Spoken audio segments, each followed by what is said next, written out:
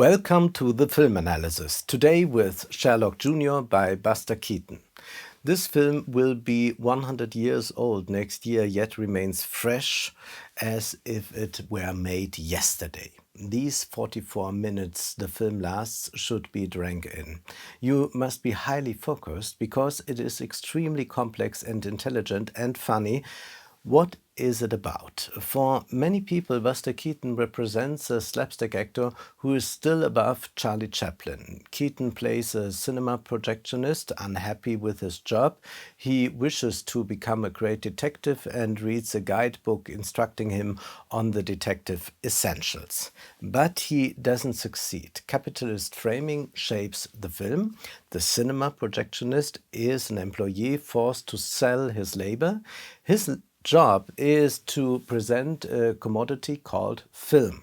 The small capitalist, namely the cinema owner, whom we also see in the film, makes some money which results in profit for the big capitalist, the film studio. Spectators are the consumers receiving a use value in exchange for an exchange value, namely the ticket price.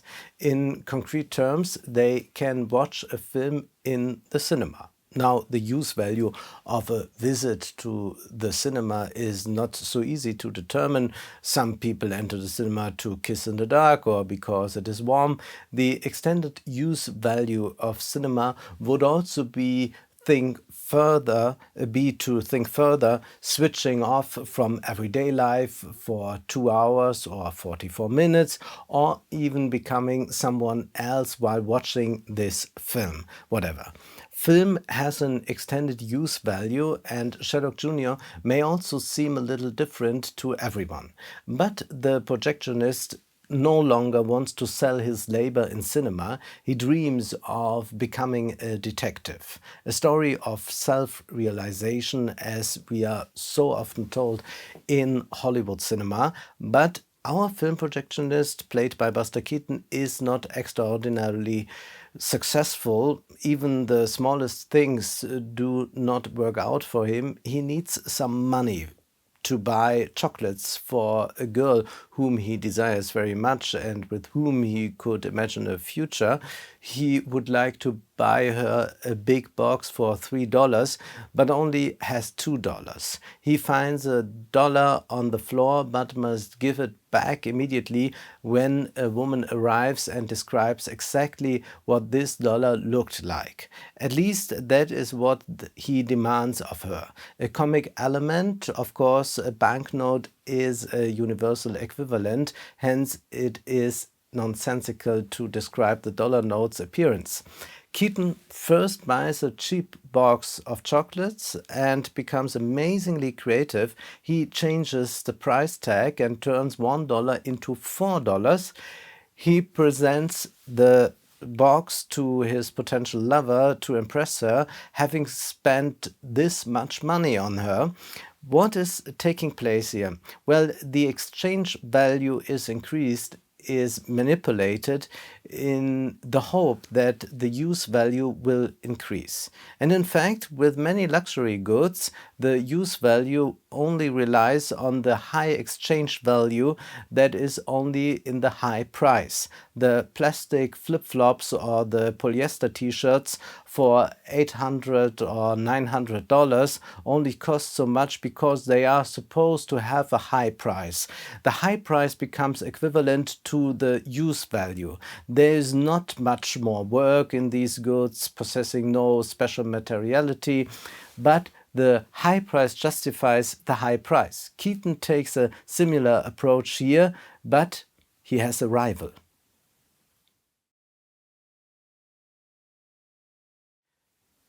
And this rival is not an honest man. He steals a pocket watch from the house of Buster Keaton's love interest, pawns it, and can therefore give her a much larger gift. This might be the time for the amateur detective, one might think. He would have to solve the case, but through a little intrigue, Keaton is suspected of having stolen this watch to buy chocolate.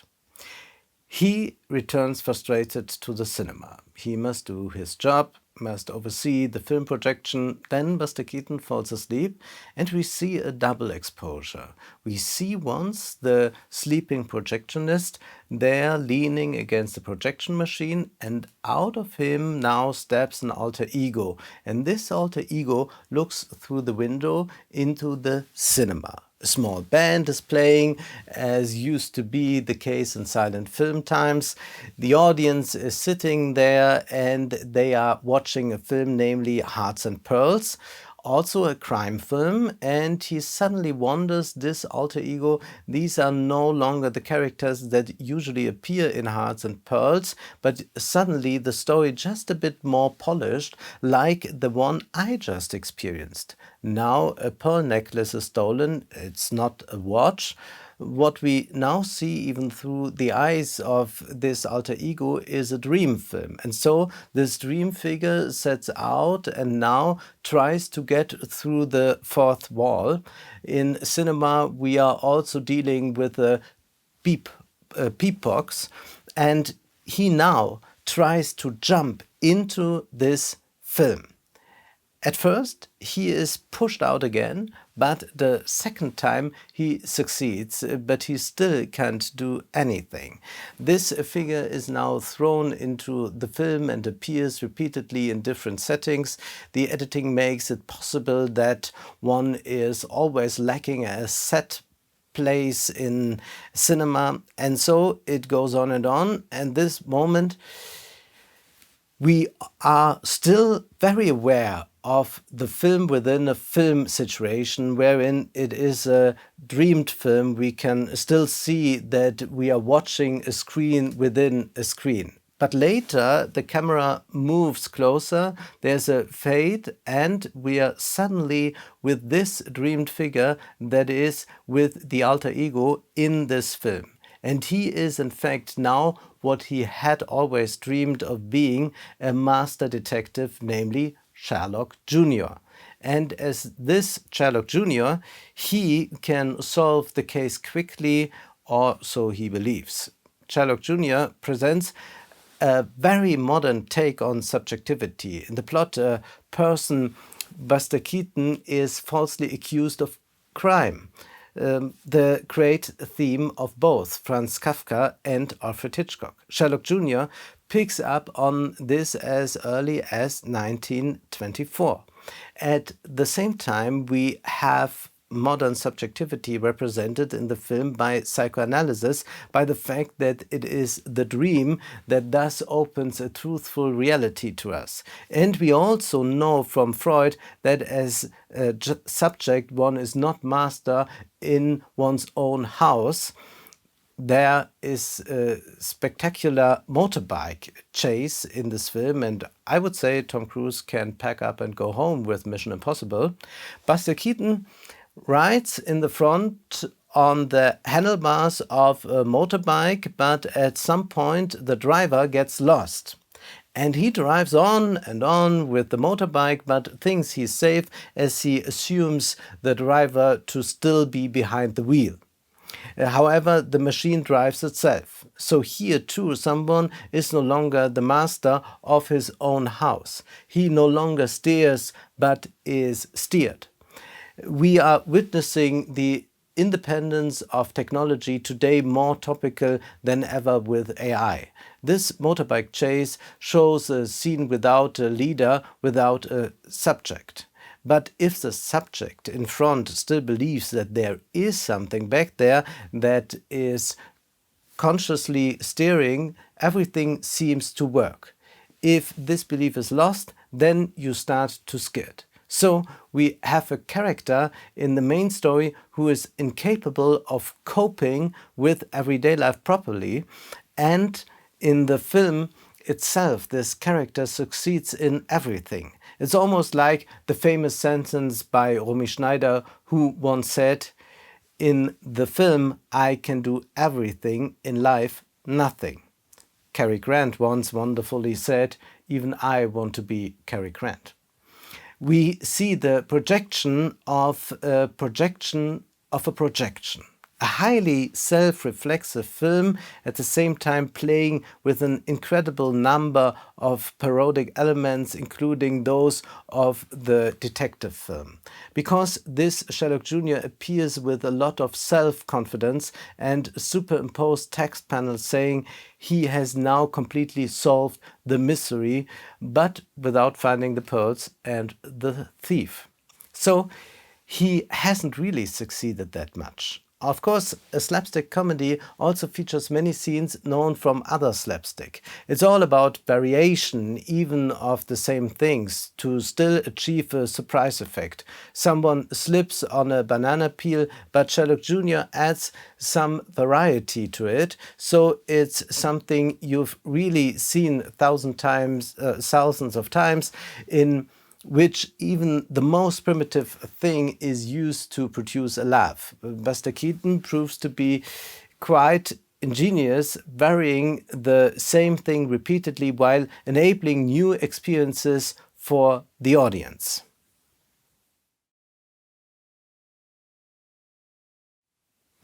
Buster Keaton's work is made clear by an extended scene in the film. There, Sherlock is subjected to various forms of death in a house by two gentlemen who do not mean him well, one of whom is the culprit Sherlock is looking for. They want to get him out of the way, eventually inviting him to billiards for this purpose.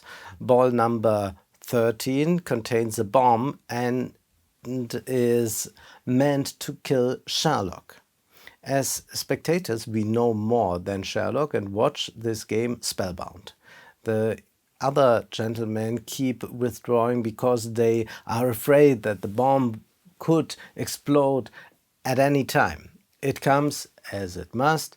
With great self-assurance, Sherlock manages to shoot all the balls into the holes without hitting that famous ball number 13.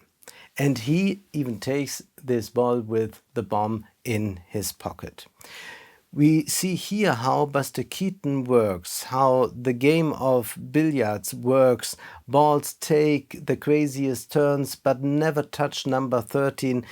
It's the geometry and mathematical skill Keaton displays in all the spectacular stunts we see in this film. It is an extremely fast-paced film. The car chase is certainly the most cinematic thing you can imagine. Cinema means movement. And if today people often say, yes, films used to be slower, that may be true for some films, but not at all for this film. This film is so fast-paced, so dense, so quickly told that you must see it 2, 3, 4 times to get it all. And not only do we see the spectacular motorbike sequence already mentioned, but also 2 scenes having astonished at the time and still fascinating today, like his father, Buster Keaton, stems from the vaudeville theater. He knows what slapstick on a stage means, what you can do there without cinematic tricks. And he performs that here as well. We see once this famous jump through a window. He is trying to escape from the bandits and he's placed a hoop there beforehand with all kinds of stuff inside.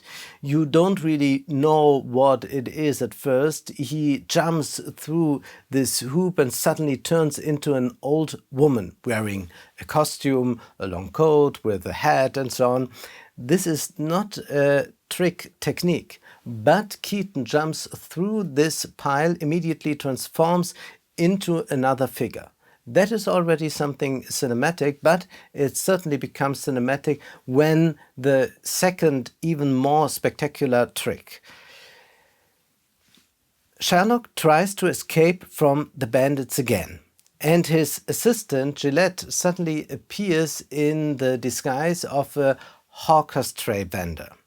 And this Gillette now has a vendor's tray in front of him and stands against the wall. The bandits come running towards Sherlock, and now Gillette calls on Sherlock to jump into this hawker's tray, into his belly. It seems that Sherlock jumps into this hawker's tray cellar. And we see Gillette stagger off as if he has just swallowed Sherlock.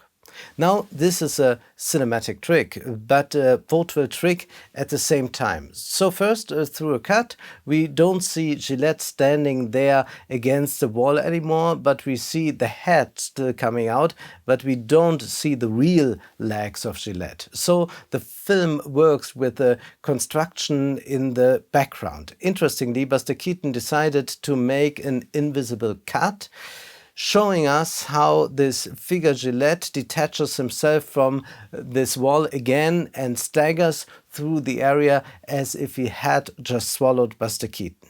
Keaton shows how cinema plays with our perception. We can never trust cinema images.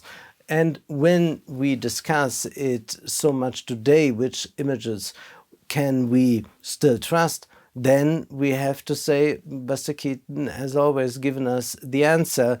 You can't really trust any technical image. It's the montage that does it. The invisible cut can enable us to see something completely different than we can initially imagine. And then, of course, the screen is also a projection surface. Dolly Parton sang the song "I Want to Be the Girl in the Movies," the one with the glint in her eyes. She described the desire to become someone else, to identify with the figures we see on the screen. Keaton reflects on this critically as early as 1924, and the double burden that we see that first sets the film in motion within the film shows exactly what can also happen to us as viewers when we sit in the cinema. By identifying ourselves with another character, we also detach from ourselves and our bodies.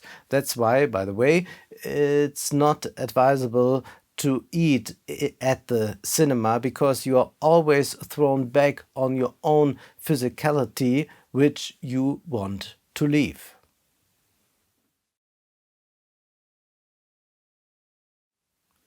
Mistakenly, many often think of intellectual cinema as films in which characters talk intellectually about facts. Sherlock Jr. as silent film features no talking at all. There are few text inserts without resulting in intellectual discourse either, and yet Sherlock Jr. represents a highly intellectual film. The film creates intellectuality through cinematic means. It not only shows how editing can be worked with, what the principle of montage encompasses.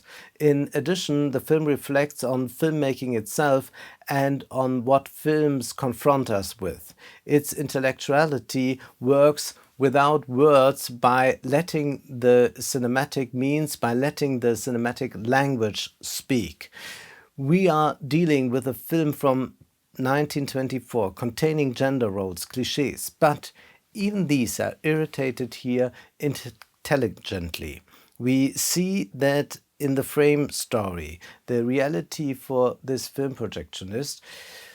For us, it's just cinematic fiction again.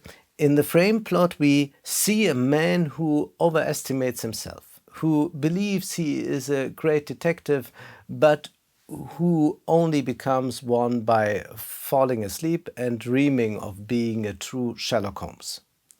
Who is the successful detective here? Well, it is the adored young woman, because she does detective work. She deduces a receipt from a pawnbroker where the stolen watch was pawned. She would only have to ask in this pawn shop who pawned this watch. This should reveal who stole the watch. It's simple detective work, but the man never comes up with it. The real detective here is the woman. Let's remember these aesthetics, these unbelievable tricks, crazy slapstick interludes. Not only do people slip on banana peels, but we see half parties being deconstructed at an incredible speed, people jumping off roofs, whatever. We know this from social media. One time there's this short escape and they must swim in water with a convertible, and they use the folding roof as a sail. We are already in life hack mode here.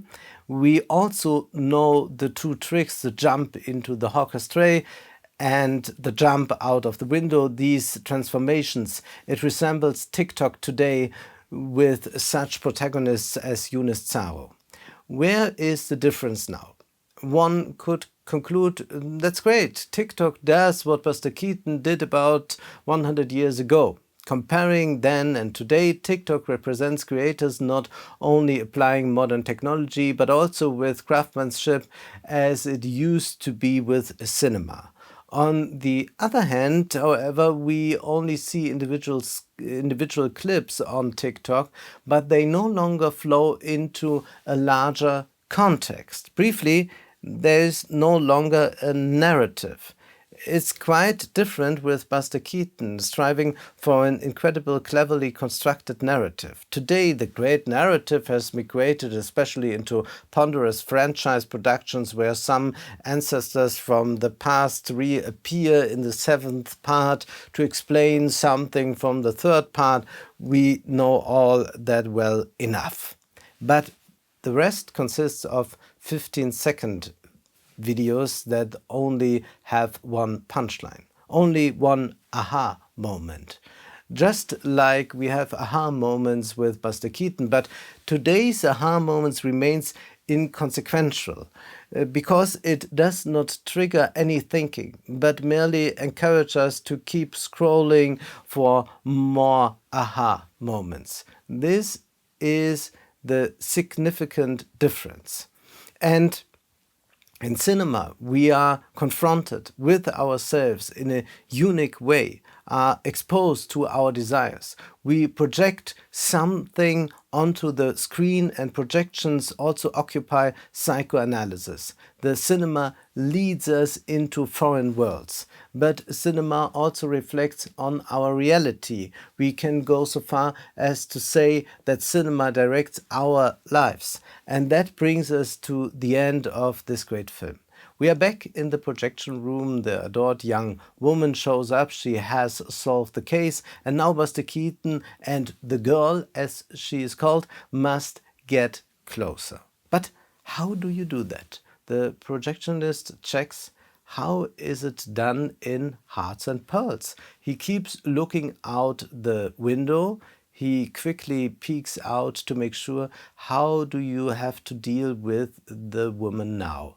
And then he sees, you can hug her. And yes, you can also put on a ring and kiss her.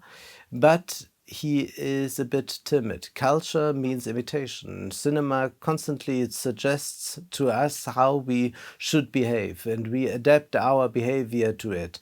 Or we are inspired by it, but we are usually not as confident, as good as the characters in the film. The film shows that too. And finally, an ideology critical leap at the very end. Because this film in the film, which is now suddenly the one that was inserted there, has its price. The film fades out at the end and fades in again. It depicts the future of this couple having found each other in the successful conclusion. The two sit there married, and he has twins on his lap.